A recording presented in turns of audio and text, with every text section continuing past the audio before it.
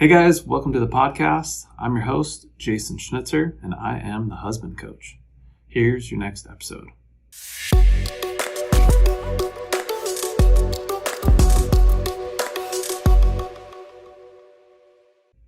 Hey guys, welcome to this episode. And what I've got for you today is a awesome topic that I actually just went into detail in one of my previous client calls in discussing this. And that's, hey dude, stop being a pussy and share your feelings. And it's kind of interesting because, I talk about this a lot with regards to, expectations for men from a societal standpoint. And just the idea of, hey, don't share your feelings, be tough. It's soft if you express any emotions. And it's like, you should really be careful about who you share things with, because then what are other people going to think about you? And, when I was talking about it with this client, they had a family with predominantly, we'll call them macho, traditional masculine, even maybe considered hyper masculine men. And whenever something came up that was maybe a near and dear to the heart subject or involving, emotions, that would be met with, joking, put downs, or even just like call it an attack, so anything but actually addressing what is coming up for that person. And what's really interesting, whenever I hear about this, because it's rampant, right? It's been a story in my own life, a belief in my own life about feelings and how, men in general should deal with those feelings. But when you're specifically talking about, men who are, we'll call it in hypermasculine and don't have the capacity to actually sit with an emotion or an uncomfortable feeling when it gets brought up, and they immediately have to deflect, get defensive about it, put somebody down about having those emotions, or, make fun of them, I think is probably the most dominant reaction to something like that. I asked, I'm like, well, who actually is being the pussy here? Let's be honest. Because what you're doing when you go to actually share something that's near and dear, that's vulnerable, that is something that you're afraid to share, and you're taking the steps to do that, it's pretty damn courageous. That is a brave thing to do, because of the history that I'm sure most people have had, especially men, when it comes to bringing up difficult things. So you're looking all that in the face and still choosing to share this uncomfortable thing that you're holding with somebody who ideally is able to be there with you in that experience to allow you to experience some reprieve from those difficult emotions. And in the face of all this, you're still attempting to do that. But then for some reason, they're the ones that are calling you the weakling, which I just think is hilarious when you actually look at it through this lens. Because when in reality, what's happening for that person internally when they, make a snide comment or put you down or make fun of you or, tell you it's not so bad or, try to find the bright side on things. What's happening within them usually is they're having such a large amount of uncomfortable or discomfort within them, and they don't know what to do with that, right? So they're, in a sense, so afraid of hanging in the tension of difficult emotions that they are putting you down for that. Not because what you're doing is a weak act, but because they are so taken aback by that they don't know what to do, which, again, going into, why men can't feel emotions in the first place, we are so performance-based, like we need to do things right. We do things right. We have successful businesses. We become successful, right? What we don't have practice in, and what we hardly get right, I'm not speaking for everybody, but a lot of people, is knowing what to do when difficult emotions or difficult circumstances are brought to us. And when we don't have the answers, a lot of times that makes the person, especially men, feel insecure or feel less than, because they're not used to not having the answers, and they're not used to being able to just hang in the tension of discomfort and navigate through that, right? We are very fix-it oriented, problem-solving mentality. I just did a podcast on this, on like why men can't listen and why men can't hear. It's because we don't have any practice doing so. And the thing is when you get to a point where you realize that this is happening, this is actually the dynamic that's happening. It just like opens everything up. And of course, the hard part is realizing that all the friends that you thought were friends, or your family members that you thought were like your people, might not be your people. And that's difficult in and of itself, because not everybody has the capacity to be able to sit there and just like sit with you in your shit when you share. And because that's uncomfortable. And until you've done that, self-improvement work, for you to be able to sit in your own shit, you're not going to be able to share space and sit in somebody else's. That's just been my experience. And in a society that perpetuates men not being able to do this, well, it's going to be really tough to be able to find safe people to be able to open up to in a way where you can start getting reps in how you do this. Because it's not like it's something that comes natural, right? It takes practice. And in order to practice, you have to have a safe space that you can fail, right? And again, men are set up to fail doing this work, again, based on how performance-based we are, how we, basically set ourselves up in society with a hierarchy of like competence. Like the more competent you are, the more you get rewarded. So being less competent in something is a very difficult thing to do, and a difficult pill to swallow for a lot of men. And which is why I love, and I'm such a big believer in, all men getting into some form of martial arts, because in a way, jiu-jitsu, boxing, Muay Thai, whatever it is, you get to face yourself in the mirror and you get to actually see where you're at, because you're measuring against other men and other, external problems. It's like either you solve the problem or you don't, and it tells you where you're at.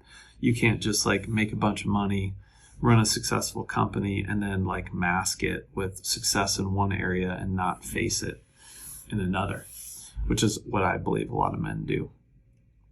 So what I'm trying to get at in this podcast is just change the narrative on who's really being a pussy here. Okay. Is it you for taking that leap of vulnerability, for sharing something that, this is really heavy for you and that you're having a hard time carrying, and you're looking to potentially let somebody into your foxhole, is what I'd say, and just sit with you in the foxhole. And, social baseline theory tells us, when we're able to, when you're standing at the bottom of a hill and you're looking up and it looks steep and it looks hard, if you're standing next to a friend of yours that you trust, that you feel safe with, that is a great dude, that hill doesn't look as challenging. And that is exactly what happens when you are able to share with other men that get that, right? That get hey, I'm not here to solve your problems. I'm just here to be in it with you. Because most people possess the wisdom and the knowledge to solve their own problems. And I'm not saying that you can't help your buddy problem solve, but a lot of times we skip over just the sheer emotional feelings of what it is to go through something hard. It's we just want to skip to the problem solving. It's nah, dude. Giving yourself the space to feel shitty about something is an important part of, it's essentially a grieving process, right? To actually feel the feelings is what is going to get you to a place where you can actually move out of them. Because I don't know Have you ever tried to just ignore feelings? Most of us do, right? We try to ignore, we cope, we try to, bypass in a way. We try to cognitively reframe, just think about it a different way. But at least in my experience, no matter what I have done to try to avoid or to not listen to or not sit in all of the discomfort and all of like the injustices, all the things that had happened to me that, didn't feel good, until I'm actually able to sit with that stuff and build the capacity to sit with that stuff.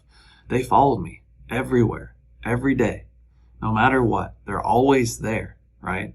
And there's a certain weight that comes with having to carry that. That's why I've got this motto called face the storm. I'm like, this is facing the storm, right? Being able to sit with uncomfortable feelings to the point where it's like you accept responsibility and ownership of where you're at in your life, and you take all of the feelings that are negative that come along with that. And once you're able to do that for yourself, man, your fucking life changes. Because then all of a sudden, that is what allows you to orient yourself on a map, right?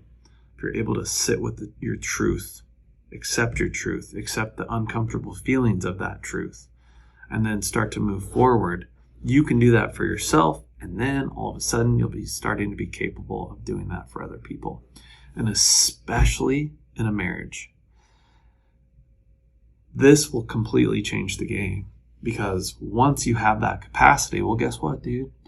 All of a sudden, you realize that your wife's shit is her own shit, and you can just sit with her in it, and you don't have to, you're not responsible for fixing it, because you've gone through the discomfort of going through your own stuff. You're like, oh, okay, this is possible for somebody. And so it's not so scary.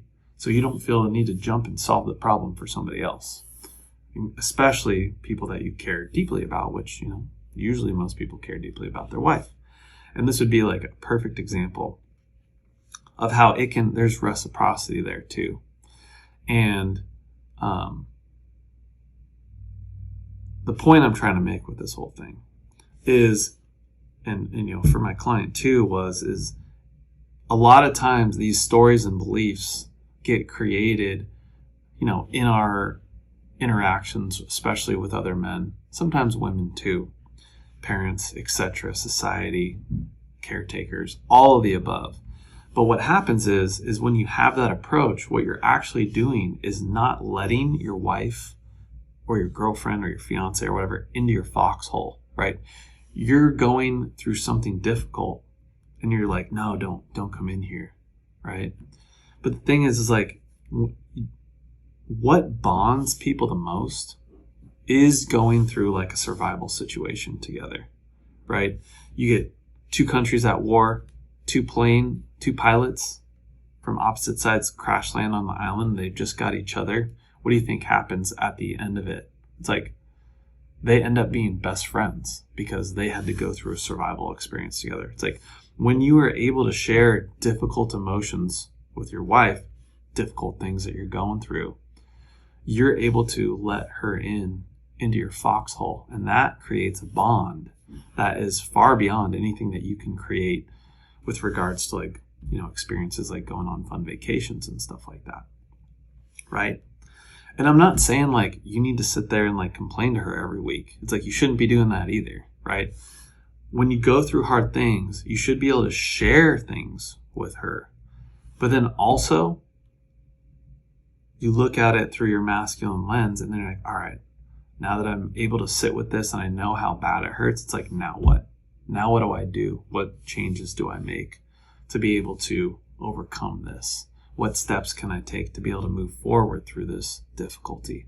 But a lot of times that cannot happen until you acknowledge the pain. You acknowledge the grief. You share it. And when you can do that, man, doors unlock that you won't even realize are there until you actually go through it for yourself. So anyways, hopefully you guys found all of this helpful. If you have any more questions about how to like maybe start doing this work for yourself, this is one of the things that I specialize in my one-on-one coaching. Can unlock this. Really, it's a superpower. Because once you're able to unlock this, all of a sudden you just get like, it's like dropping armor, right? It's dropping like this heavy pack that you carry around all the time. Or like I said, facing the storm. When you're able to do that, man, all of a sudden your energy frees up like crazy. And then all of a sudden, like when you thought like, oh, you just didn't have enough energy to like maybe do that thing that you really wanted to start embarking on, you have all of this free energy and you're excited to move forward. And yeah, I just love being able to share that, especially with other men that are going through this kind of stuff. So check out my Instagram page, Jason Schnitzer Coaching. Like I said, as the time of this podcast, I still have one-on-one spots available. So let's hop on a call and see if we're a good fit. And hope you found this helpful. Catch you next time, guys.